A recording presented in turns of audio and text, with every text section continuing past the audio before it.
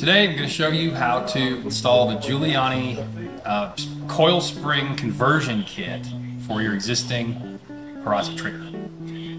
So what you have in the kit, you have hammers, you have the spring tool, you have the springs, and you got the spring seats.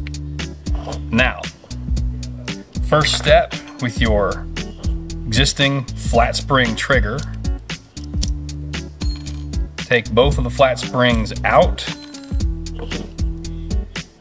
Then we're going to take out the pin which the tail of the flat springs rest on. Get rid of that. And take your hammers out.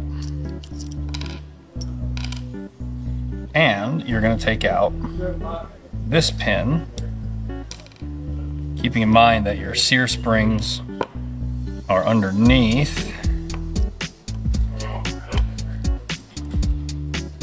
So these sleeves are not needed anymore. Take it out. Now your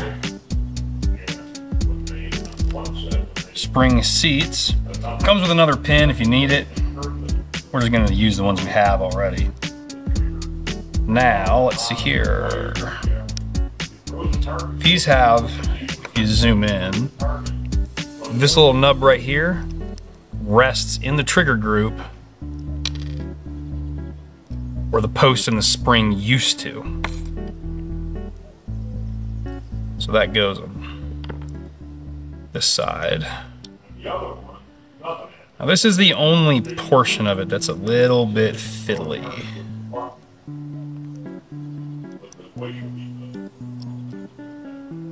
Tell you what, for the sake of the video, we're gonna do the other side. So like for example, this one. It's an example of how Perazzi never does anything the same way twice.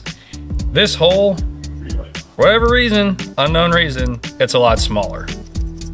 We can deal with that later. So you're going to place the stud in the hole, and then very carefully you're going to rotate this down while making sure that your sear spring does not get bound up.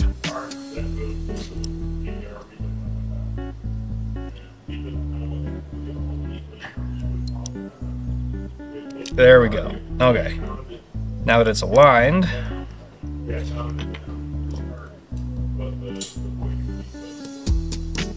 tap that in. Of course, you do the same on the other side. Spring it all the way in. Now, we're going to take our right side hammer. This goes in just like usual. Just like any other hammer.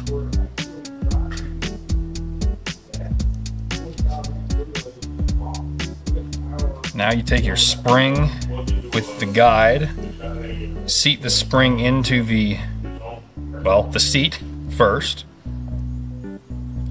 using my tool because this one's new. And we're gonna keep it new. You're gonna maneuver this into the hammer. Just like that. Now, this is very important. This pin does not go back in. That hole stays empty. Now, test it. You're gonna cock it, make sure it cocks, and it does.